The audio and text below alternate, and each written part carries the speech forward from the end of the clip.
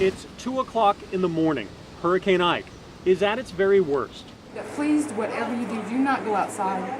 And Tricia McCullough at the Galveston Emergency Operations Center is fielding another frightening 911 call. They couldn't get the helicopters in there because of the wind. A police officer recorded the home video, but at the height of the storm, they couldn't record the caller's voice, couldn't triangulate the location of the cell phone call. Okay. Lost you.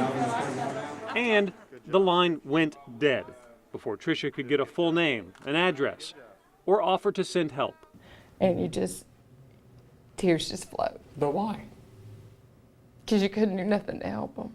She's in Crystal Beach, and she said there's 20 feet of water where she's at. Well, we're out there, what, I don't doubt it. 70 when we're out there last. And they're fixing to get another big old giant surge. Yeah. And for a full year, Tricia wondered if that help had ever come. For me to not know if she lived or not, it's a nightmare. It's just not, I don't know where she's at. I need to know something. Well, as fate would have it, we did know something. More importantly, let's go do it. we knew someone. The rest of the night was literally hell for me. This is Connie Travis. She and her family were trapped in their Crystal Beach home during the storm. Their home video captured the wind, the waves, and the helicopter rescue that came the next day. I would never put my family through that again. But when we first met months ago, Connie also mentioned a 911 call that she made the night of the storm. So we thought it was worth asking. Could she be the one? I said, it's me.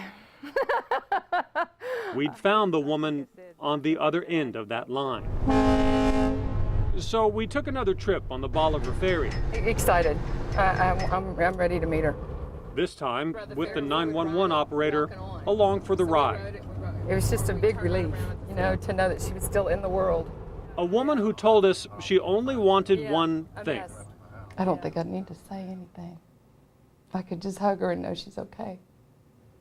And that's exactly what she got. And I'm glad you're still in the world. I'm Sister McCullough, and it's nice to meet you.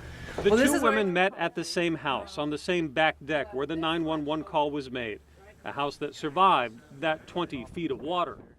And this was a raging river down here. And a year later, they believed the frenzy of that raging storm made it difficult to understand each other that night in a brief but sometimes frightening conversation.